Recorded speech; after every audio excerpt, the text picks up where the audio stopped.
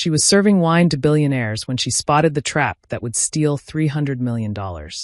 One whispered sentence from her lips saved a fortune. But speaking up cost her everything, or so she thought. This is the story of the woman nobody saw, until the day she decided to be seen. And trust me, by the end of this story, you'll never look at the invisible people around you the same way again. This is a story about courage, about truth, about a waitress who brought a criminal empire to its knees with nothing but her mind. Stay with me, because what happens next will make you believe that one voice, even the quietest one, can change everything. Welcome to Voice of Granny. While you are here, please hit the subscribe button and comment your view on the story and where you're watching from. Let me tell you about a woman named Sophie Reed. And before you think this is just another rags to riches story, let me stop you right there. Because this story isn't really about money. It's about something far more valuable. It's about being seen. Sophie was 24 years old, and she was invisible. Not literally, of course, but in every way that mattered. She simply didn't exist to the people around her. She worked as a server at the Crystal Room, this fancy restaurant in downtown Chicago where a single meal cost more than she made in a week. The wealthy elite came there to make deals, to show off, to feel important. And Sophie, she was just a pair of hands that brought them food. A ghost in a black uniform. But here's what nobody knew about Sophie Reed. This invisible waitress spoke 14 languages fluently. She could read ancient texts that most scholars had forgotten existed. Her father had been Professor David Reed, one of the most brilliant historians in the country, until his career was destroyed by a scandal that broke their family apart. Sophie should have been finishing her doctorate at university. Instead, she was carrying plates and forcing smiles while her mother lay in a hospital bed across town, fighting an illness that was draining every penny Sophie earned. The medical bills kept piling up. The rent was always late. And every night, Sophie went home to her tiny basement apartment and cried herself to sleep, wondering if her education, all those years of studying, all that knowledge in her head, would ever matter to anyone. That Tuesday night started like any other. The Crystal Room was packed with the usual crowd. Politicians, CEOs, people who wore watches that cost more than Sophie's yearly salary. She moved between tables like a shadow, refilling glasses, clearing plates, staying invisible. Then she heard the shouting. At table 7, there was a man named Daniel Cross. Everyone knew who he was. He was 36 years old, the youngest real estate developer to build a billion-dollar empire. He was known for transforming entire neighborhoods, for seeing potential where others saw nothing. Tonight, he looked like he was about to explode. This is unacceptable. Daniel slammed his hand on the table, making everyone in the restaurant turn and stare.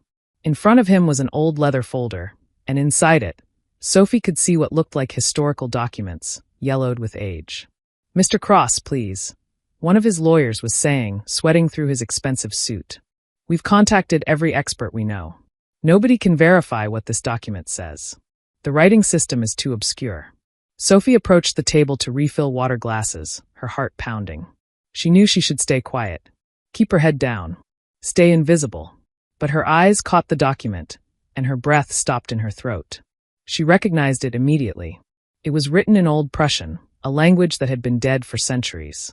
But it wasn't just Old Prussian. It was written in a specific merchant's code that her father had spent years researching. A code that only a handful of people in the entire world would recognize. And Sophie could read it as easily as reading a newspaper. "Sir," the lawyer continued, "if we can't verify this land deed by tomorrow morning, we'll lose the property rights. 20 years of planning gone. The Wellington District project will collapse." Daniel Cross ran his hands through his dark hair, frustration radiating from every muscle in his body. "I'm about to invest $300 million based on documents I can't even read. Do you understand how insane that is?" Sophie's hands trembled as she poured water. She saw the text clearly now, and she saw the problem. The document wasn't just old. It was a trap. A very carefully constructed trap that would cost Daniel Cross everything. Her mind was screaming at her to speak up. But her fear was louder. What if she was wrong? What if she embarrassed herself in front of these powerful people? She needed this job. Her mother needed her. But then she thought about her father, Professor David Reed, who had taught her that knowledge without courage was useless, who had always said that the truth was worth fighting for, no matter the cost. Sophie set down the water pitcher. "It's not a deed," she said quietly. The table went silent. 5 pairs of eyes turned to look at her like she'd just appeared out of thin air. The manager, Mr. Peterson, materialized beside her, his face turning red. "I apologize, Mr. Cross. She's—" "Wait." Daniel Cross held up his hand. His gray eyes locked onto Sophie's face. "Really seeing her for the first time. What did you say?" Sophie's voice was steadier now. "That document. It's not a property deed. It's written in a merchant's code of Old Prussian. And if you sign a contract based on what you think it says, you're going to lose everything." The silence that followed was so thick you could cut it with a knife. One of the lawyers actually laughed.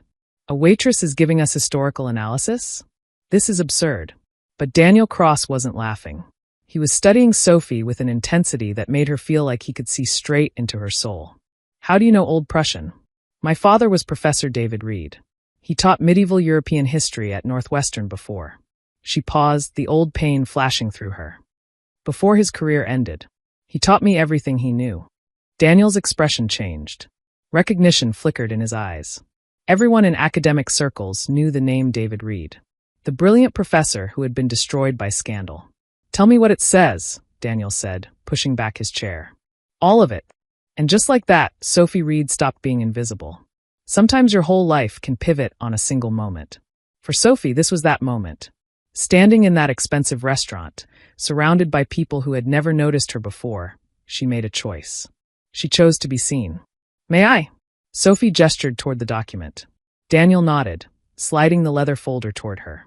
Her hands were shaking as she picked it up, but her mind was crystal clear. This was what she'd been trained for. This was why her father had spent countless nights teaching her, pushing her, refusing to let her give up even when the world had given up on him. The text was written in tight, precise script. Beautiful, really, if you knew what you were looking at. "This isn't a deed transferring ownership," Sophie began, her voice growing stronger. "It's a covenant document from the 1600s. The language is deliberately deceptive. See this phrase here?" She pointed to a section near the top. "In modern terms, it's saying that you can purchase the rights to develop the underground areas, but the surface land remains under the protection of the original family's descendants." One of the lawyers scoffed. "That's impossible. Our translation firm said it was a complete transfer." "Your translation firm doesn't understand the context," Sophie said, feeling a surge of confidence she hadn't felt in years. In Old Prussian merchant law, there was a concept called splitrecht, split rights. It was specifically designed to trick foreign investors. You'd think you were buying complete ownership, but legally, you'd only own what was beneath the ground. She looked directly at Daniel. "If you sign the contract tomorrow based on this document, you'll own the underground. But you won't be able to build anything on the surface. No buildings. No roads. No access. You'll have spent $300 million on property you can't use." The color drained from Daniel's face. "That can't be right. The city government assured us." "The city government either doesn't know, or they're hoping you don't find out until after you've signed," Sophie interrupted. "This is exactly the kind of scheme my father used to expose. Old families protecting their historical claims by using legal language nobody remembers." The table erupted in chaos. Lawyers were pulling out phones, calling experts, demanding verification.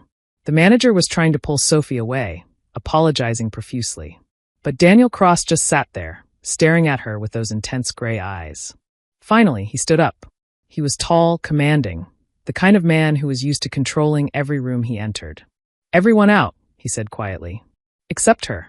The lawyers protested, but something in Daniel's voice made them obey. Within minutes, the private dining area was empty except for Sophie and Daniel Cross.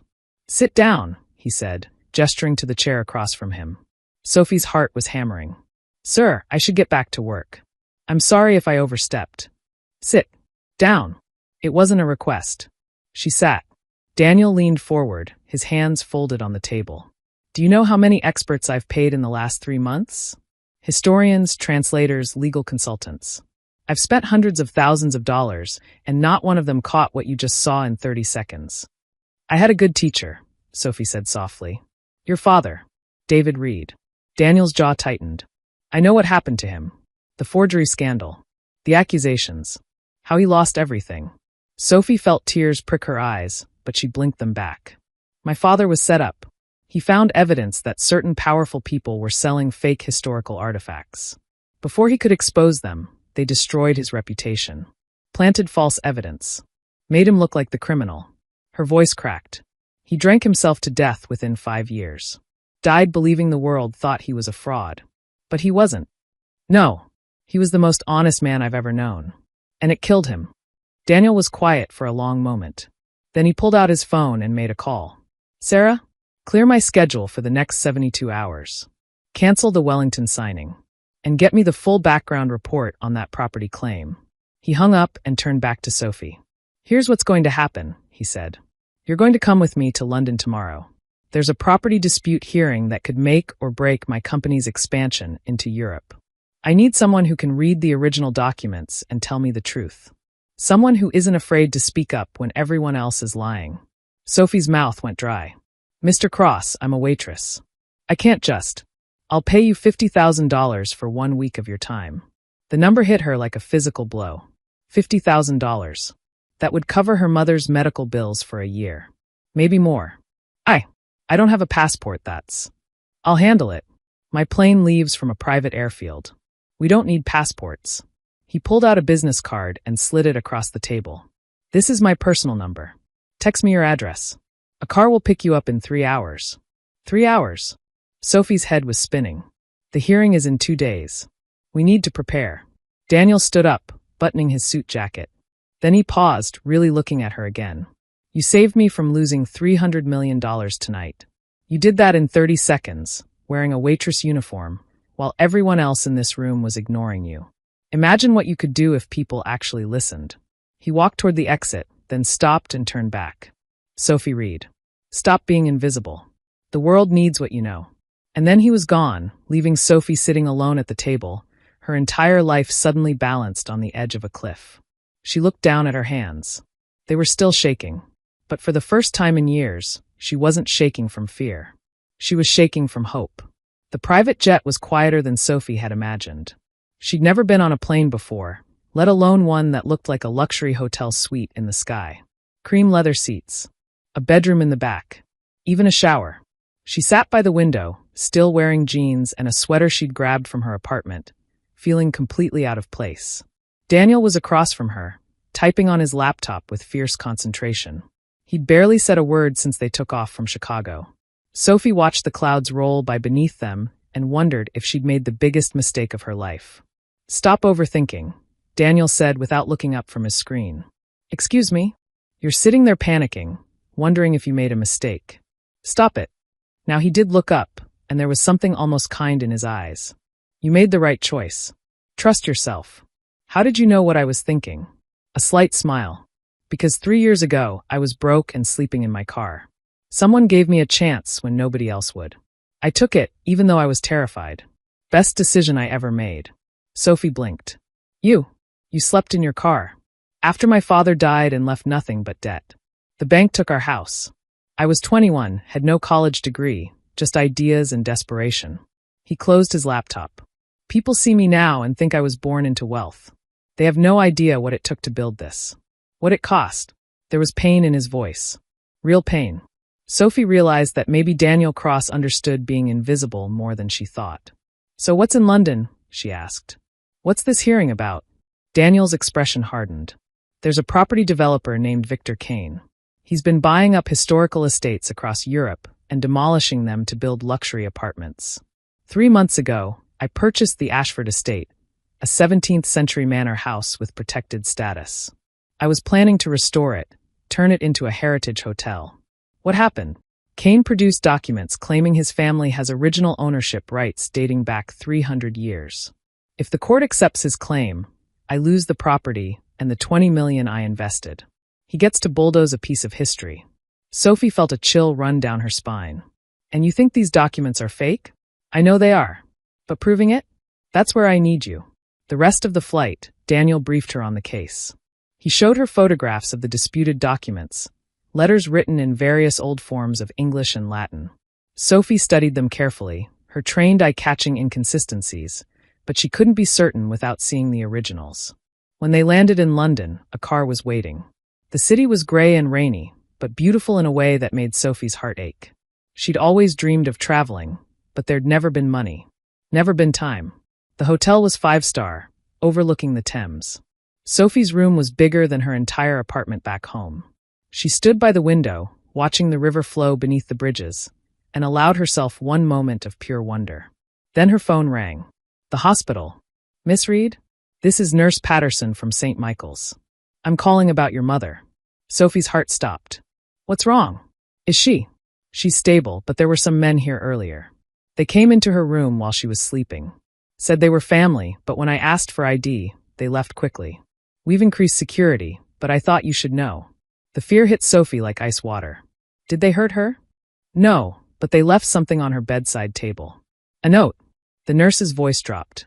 It said, "Smart daughters should remember their place. Stop asking questions." Sophie's hand was shaking so hard she almost dropped the phone. Don't let anyone near her. No one except the regular staff. I'll call you back. She ended the call and sat down on the bed, her mind racing. Someone knew she was helping Daniel. Someone was threatening her mother to make her stop. There was a sharp knock on the door. She opened it to find Daniel standing there, his face grim. Your mother? How did you? I have security monitoring potential threats. We picked up the incident at the hospital 30 seconds after it happened. He stepped into the room. I've already sent a private security team. They're stationed outside your mother's door right now. Nobody gets in without my clearance. Sophie felt tears burning behind her eyes. Who would do this? Why? Victor Kane doesn't just demolish buildings, Sophie. He destroys anyone who gets in his way. When I started investigating his documents, my lawyer had her office broken into. Another consultant I hired found her car vandalized. His voice was cold, controlled fury. He's trying to scare you off. It's working, Sophie whispered. My mother is all I have. If something happened to her because of me, look at me. Daniel's voice was firm. He waited until she met his eyes. We have two choices. We can back down, let him win, let him keep getting away with this. Or we can fight back. But I need you to understand something. If we do this, we do it all the way. No half measures. We expose him completely. Sophie thought about her father. How he'd died broken, believing he'd lost. How men like Victor Kane had crushed him with lies and left him with nothing. She thought about all the years she'd stayed invisible, stayed quiet, stayed safe. And she realized something. Safety was an illusion. They'd threatened her mother anyway. They'd found her anyway. What do you need me to do? She asked, her voice steady now. Daniel's smile was sharp as a blade. Tomorrow we go to war. And you're going to help me destroy him. The Royal Courts of Justice in London looked like a cathedral. Gothic spires, ancient stone, rooms that had witnessed centuries of justice and corruption in equal measure.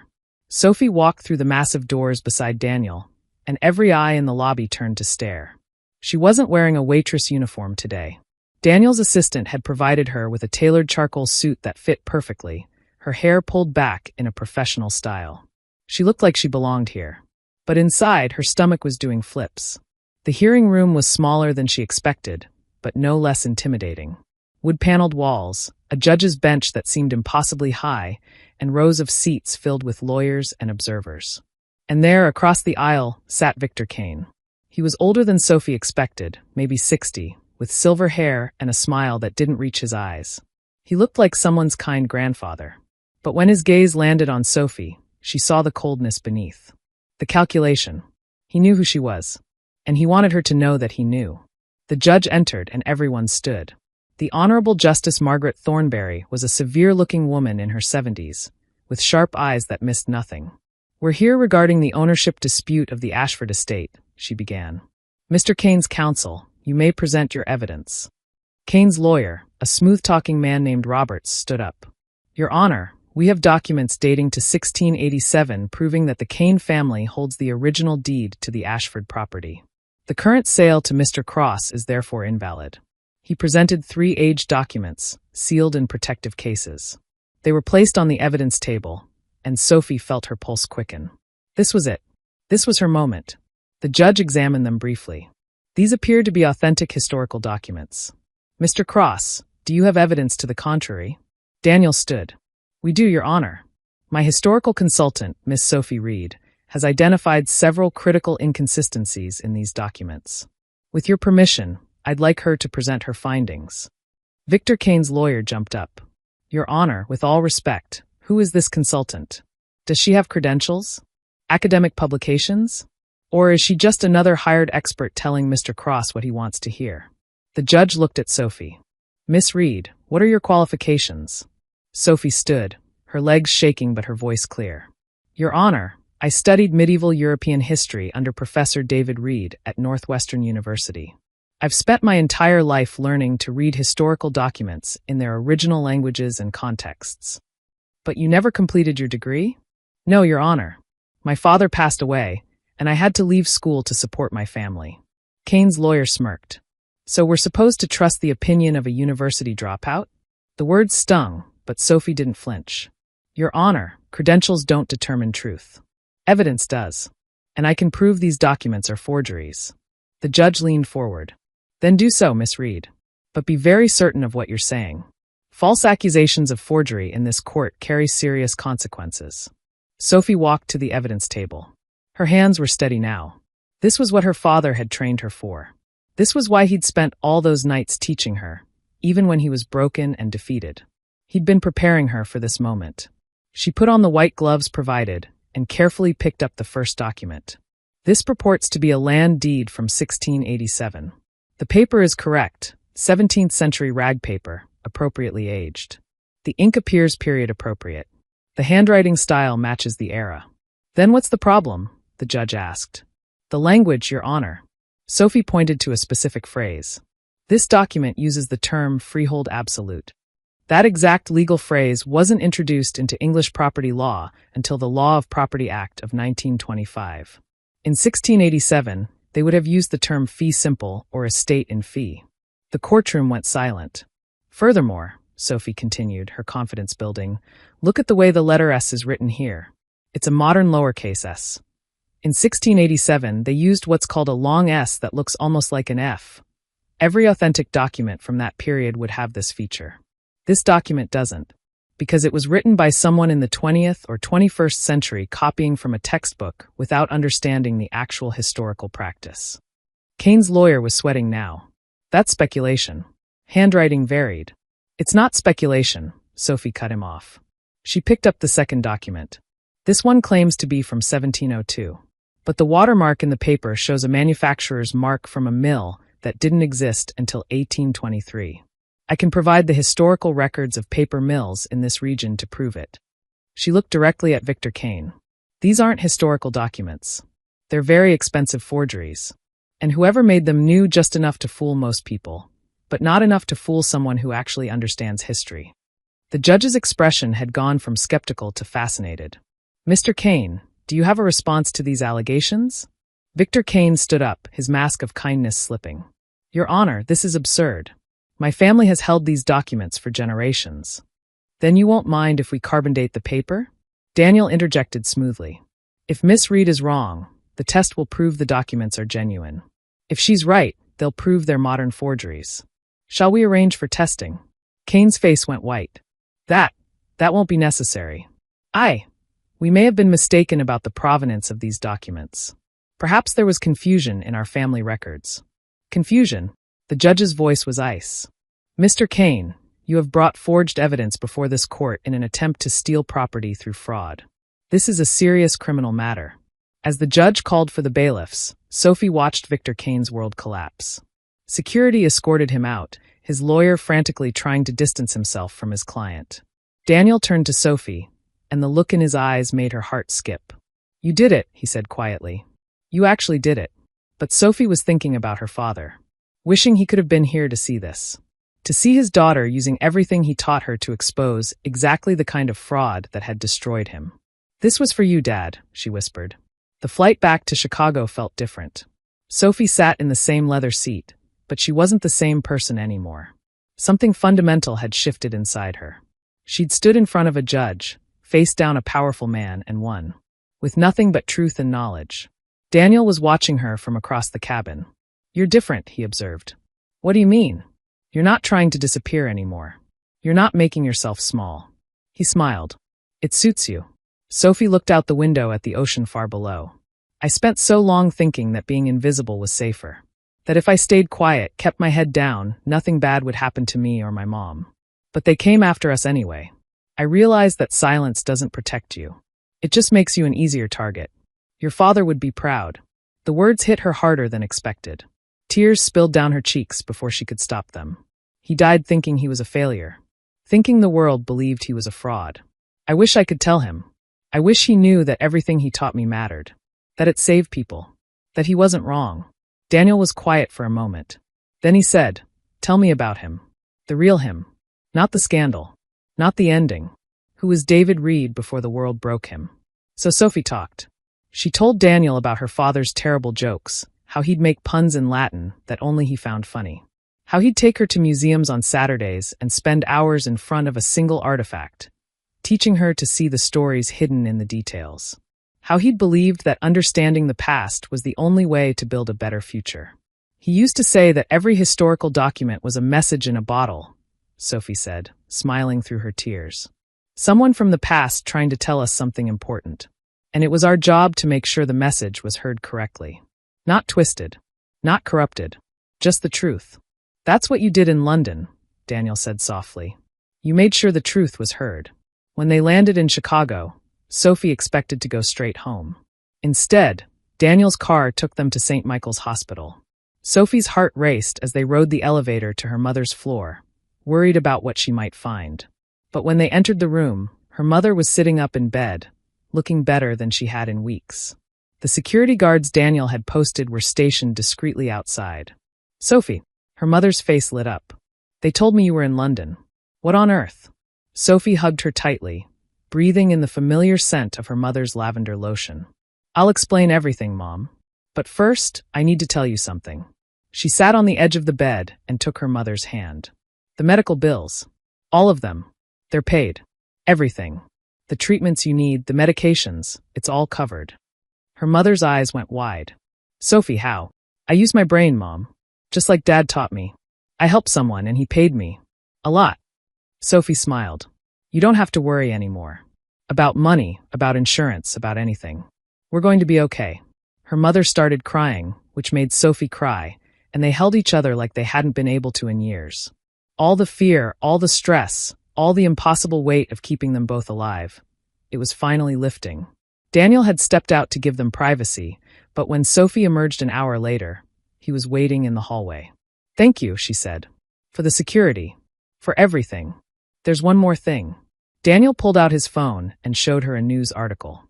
The headline read, "Property developer Victor Kane arrested for fraud. Historical forgery ring exposed." Sophie read the article, her eyes widening.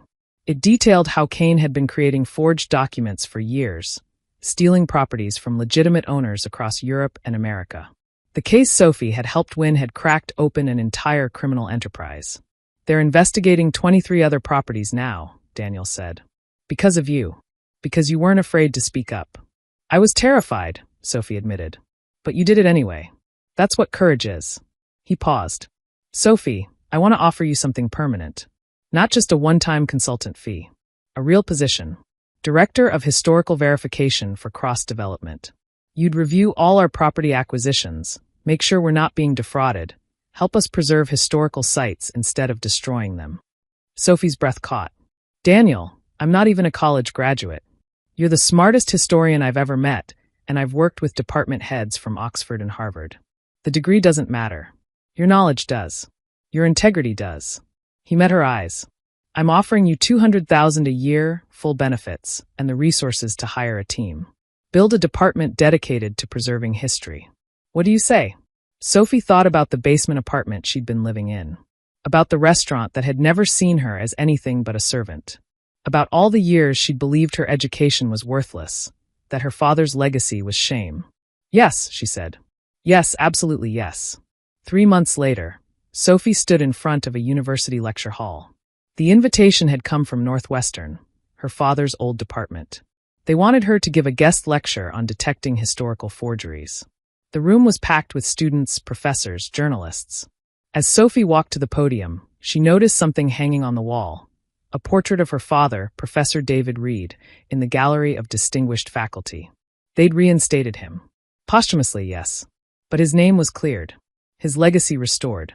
Sophie placed her notes on the podium and looked out at the audience. For years, she'd been invisible. Now, dozens of faces looked back at her with attention, respect, eager to hear what she had to say. My father taught me that history isn't about the past, she began. It's about the truth. And the truth is always worth fighting for, no matter how small you feel, no matter how powerless they tell you that you are. Because knowledge is power. And the most dangerous person in any room isn't the one with the most money or the highest position.